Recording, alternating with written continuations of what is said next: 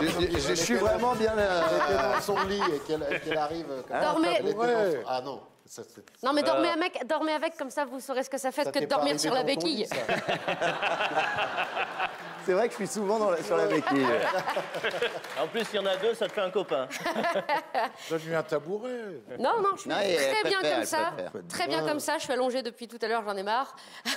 Bienvenue dans la première chronique sous morphine de l'histoire de la revue de presse. Comme disait Chardin, je suis stone. Mais ça va aller. Avant de commencer, j'aimerais rendre hommage à l'infirmière qui s'est occupée de moi et qui, me reconnaissant et voulant faire des blagues, puisque j'en fais moi-même, m'a dit « Hey, bon courage, gros corps malade !»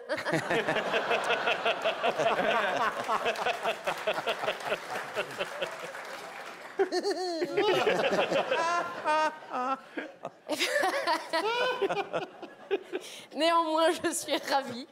Parce qu'en étant à Valseny tous ensemble, bah pour une fois, on est tous au sommet. Et ça, c'est pas toujours le cas dans nos carrières respectives.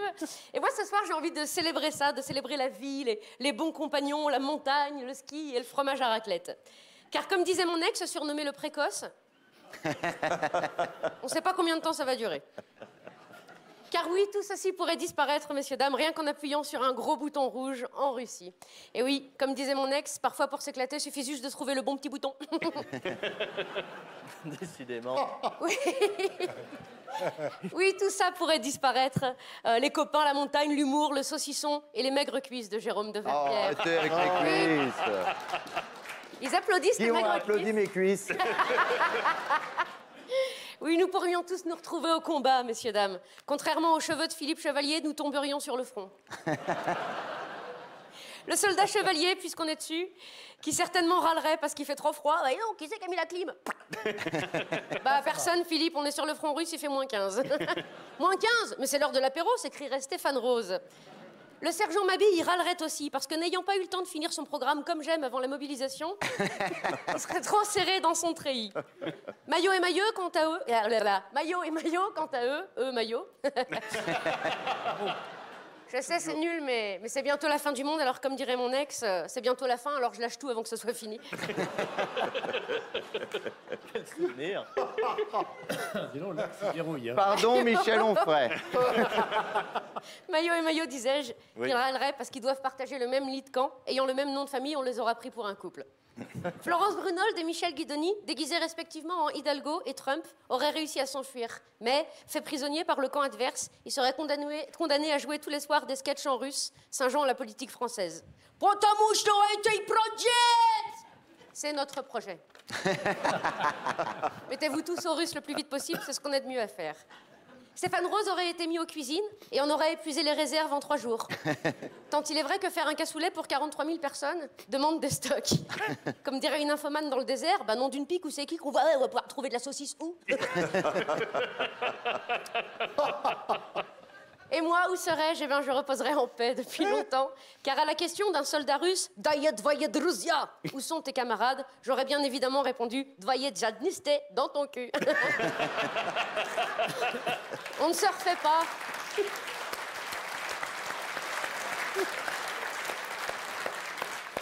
Ce qui m'aurait valu une balle dans le caisson, certes, mais au nom de l'humour. Alors comment faire pour éviter ça? Comment stopper Poutine dans cette folie dévastatrice qui est la sienne? Plusieurs méthodes. Alors allons-y crescendo. Tout en bas, il y a la méthode Pécresse, autrement appelée la méthode Moll, et qui donne à peu près ceci. Bon, Vladidi, maintenant, c'est stop. Qu'est-ce qu'on a dit? Tu laisses des pays aux copains. Tu as déjà 17 millions de kilomètres carrés, Vladidi. C'est bien, déjà. Tu la vois, celle-là? L'élastique, il est tendu, il va craquer. Hein. Eh bien, c'est vous.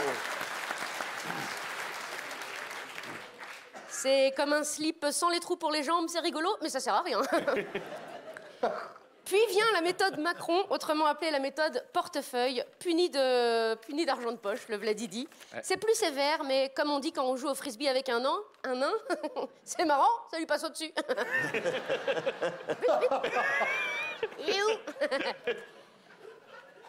Alors que faire? Bah si on le savait, on n'en serait pas là. Moi j'ai tenté un truc, j'ai écrit à Vladi. Voilà, peut-être que ça pourra le faire réfléchir, on sait jamais. Les miracles arrivent. Tenez, l'autre jour, mon mari a fait une lessive. Cher Vlad, Je me permets de te tutoyer et de t'appeler Vlad pour te donner un côté humain, car physiquement, tu serais plus proche de l'androïde qu'aurait mal tourné. Je me présente, Élodie Pou, je suis chroniqueuse ou chansonnière ou humoriste. Ah oui, pardon. En France, il y a des gens qui pensent des trucs, après ils les écrivent et après ils viennent les dire devant d'autres gens, sans forcément que des mecs viennent les chercher chez eux pour les envoyer au goulag pendant 30 ans. Ça s'appelle la liberté d'expression. Je le traduirais bien en russe, mais j'ai pas envie que des mecs débarquent chez moi pour m'envoyer au goulag pendant 30 ans. Je t'écris cette lettre, mon bon Vladi, pour te dire que quand Emmanuel Macron dit que nous sommes prêts à nous battre, il parle que de lui et de Brigitte. Parce que nous, on s'en fiche un petit peu de vos concours de zboob. Enfin, je veux dire, on est très peinés pour ce qui arrive aux Ukrainiens, mais la pensée de partir se battre en laissant nos enfants derrière nous ne nous enchante guère. Vladi, on vient juste de sortir du Covid et des gilets jaunes. Ah oui, les gilets jaunes, c'est des gens qui sont pas d'accord et qui le disent, sans pour autant que des mecs débarquent chez eux pour les envoyer au goulag pendant 30 ans. Nous, on voudrait juste kiffer un peu la vie, si possible. Hein. Sortir sans masque FFP2, sans masque à oxygène, aller au parc avec nos enfants, boire un verre sans distanciation physique et sans passe vaccinal. Vivre, en fait. Ah oui, pardon. La vie, c'est ce qui arrive quand t'as pas peur de mourir. Ou que des mecs débarquent chez toi pour t'envoyer au goulag pendant 30 ans. Alors, si tu pouvais arrêter ton traitement, parce que d'après BFM TV, c'est tes médicaments qui te rendent légèrement chafouin... Ça nous arrangerait. À ce propos, message pour les industries pharmaceutiques, il faudrait qu'ils ajoutent ça sur les boîtes de médicaments. Ne convient pas à la femme enceinte, aux gens manipulant des engins agricoles et aux dictateurs déjà neuronalement amoindris. Ah oui, si tu lances ta bombe, est-ce que tu peux éviter la Normandie? Je rénove une maison, on vient de finir la salle de bain du bas. Franchement... Ce serait ballot, ce serait ballot. Franchement, ça me saoulerait que tu détruises ce magnifique carrelage. Par contre, au 18 rue des Écoles, à Saint-Moulin, dans le Lot-et-Garonne, habite une personne qui me doit 200 balles depuis 2003. Tu peux y aller, fais-toi plaisir. Sur ce, je te fais des gros poutou-poutou. Prends soin de toi, éternue dans tes coudes, pète dans tes genoux et reste souple. J'ai pas de chute à cette chronique, parce que celle de ce matin était tellement belle que je me suis dit que je pourrais jamais faire mieux. Et bonne revue de presse à tous. Élodie Pou, bravo, bravo. Vous pouvez aller vous coucher, prendre vos médicaments. Vous avez le droit de prendre des médicaments. Est-ce que tu veux que je te raccompagne? Non, ça ira. Ça va aller? C'est comme dans ma sexualité personnelle, je me débrouille toute seule. Pierre Arditi, qu'est-ce que vous en pensez? Bisous. Élodie Pou.